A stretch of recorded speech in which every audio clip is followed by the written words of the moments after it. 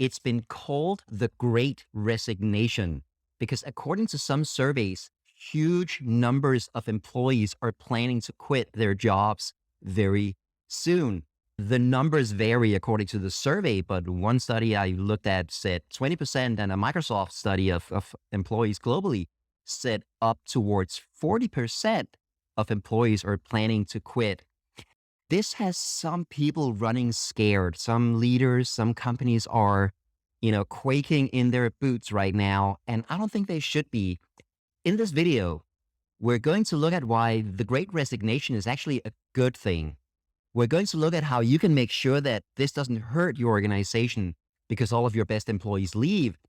We're going to cover the three most important mistakes that companies make in this situation. And we're going to talk about how you can make sure that your company can make the Great Resignation work to your advantage and make sure that you come out ahead and not in a losing position. But first, why is this happening and why is this happening now? Nobody knows. And the surveys don't really give an answer. They just say that it's happening, and we can already see that record numbers of employees are quitting.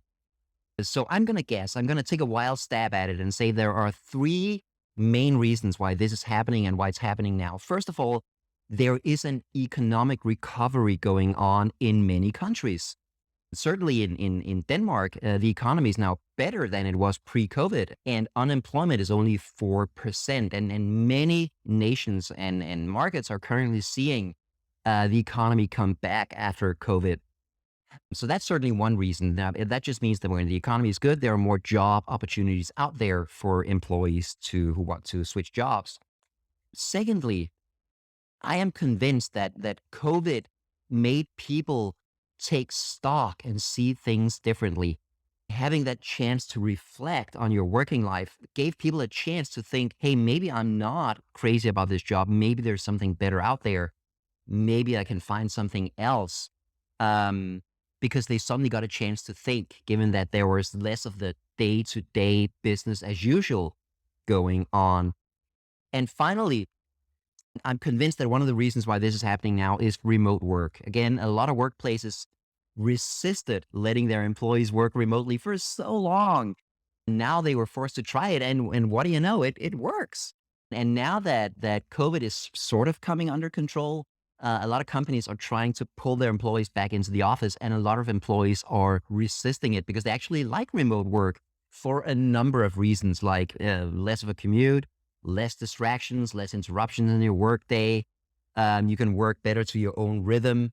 Apple is a case of a company that's trying very hard to pull people back into the office, but it's not working. People want to work remotely, and if your company is not going to offer them that, they might go somewhere else that will let them do it. But let me be clear. The Great Resignation is not a threat, or at least it doesn't have to be. It can be a very, very good thing. Certainly, it's good for the employees who now have a chance to go out and find a better job if they're not happy in the job they currently have. But it's also great news for workplaces. Or I should say it's great news for some workplaces, namely the good workplaces. See, good workplaces have an advantage now because fewer of their employees will quit. It's not like they can keep everybody there, but if you're running a good workplace, fewer people will quit because they like it where they work. Secondly, it's a good thing because those who do quit, you want them to quit. Nobody's going to stick in one job forever. So if an employee of yours decides that it's time for me to move on, it's time for me to do something else, you want that person to quit. You don't want them to stay stuck in a job that they're less happy with forever. But maybe most importantly, for good workplaces, the Great Resignation means that the talent pool is increasing. There will be a lot more great employees out there for you to hire. This requires a bit of a mind shift, right?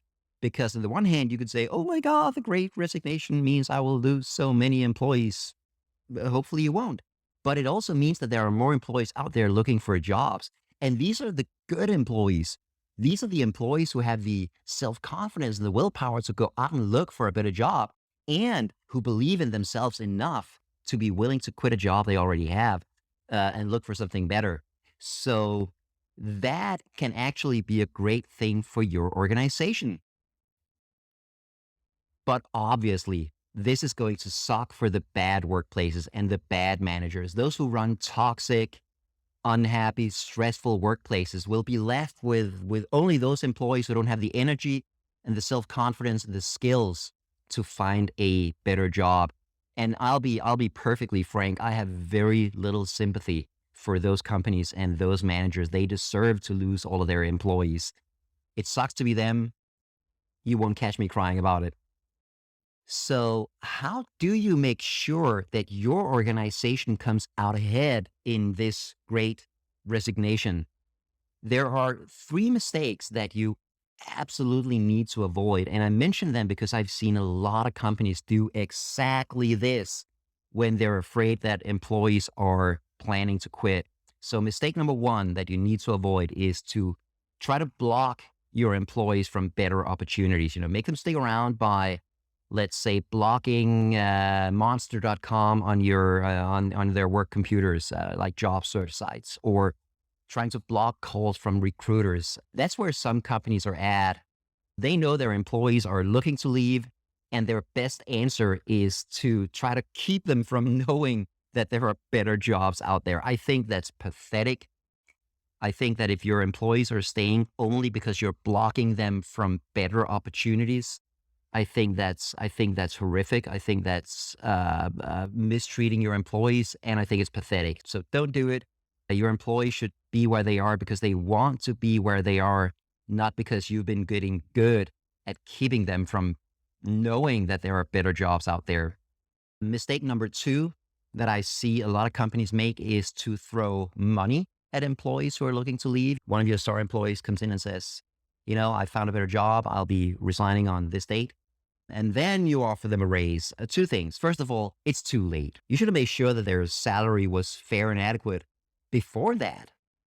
But also, even if it worked, right? The employee who will stay for a raise is the employee who will leave for a slightly bigger raise. If money is the reason that they're staying in the job, then money will be the reason why they leave for a different job. So that is, it's just not going to work. It is too late, and you've missed your chance to make sure that they're happy at work and that their compensation is so fair that they won't leave over that. And then the third mistake that I've seen companies make is that they mistreat employees who leave.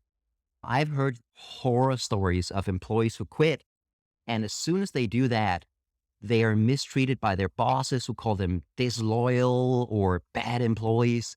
They may be marginalized inside the organization. They may be given all the boring tasks, all the grunt work.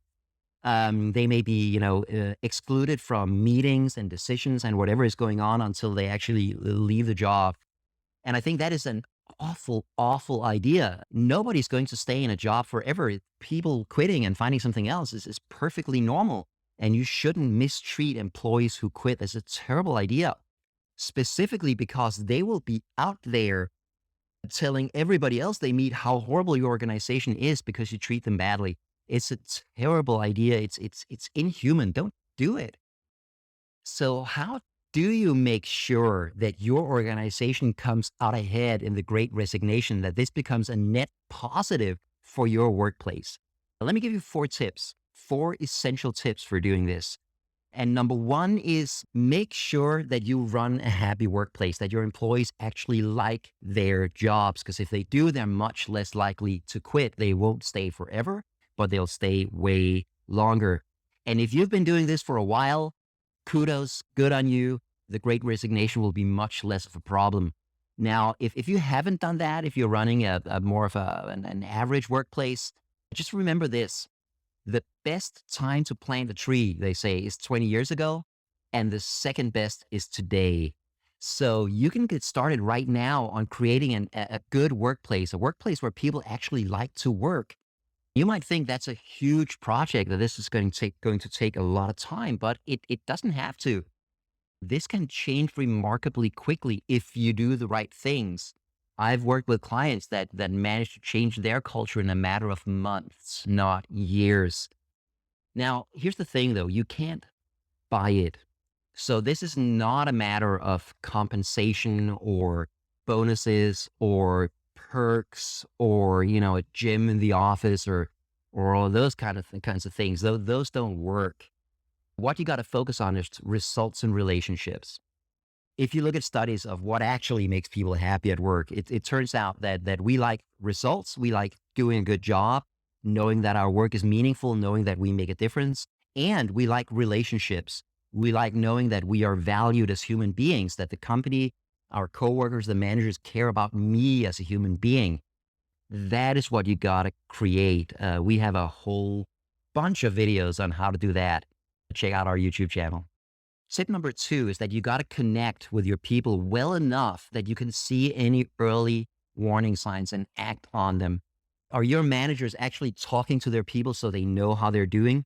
Do your managers actually have the people skills, the empathy that's required to sense if another person is not happy, is frustrated, is stressed, is nervous, is whatever? That is absolutely essential. Because if you have that, you can catch those warning signs early and do something about it.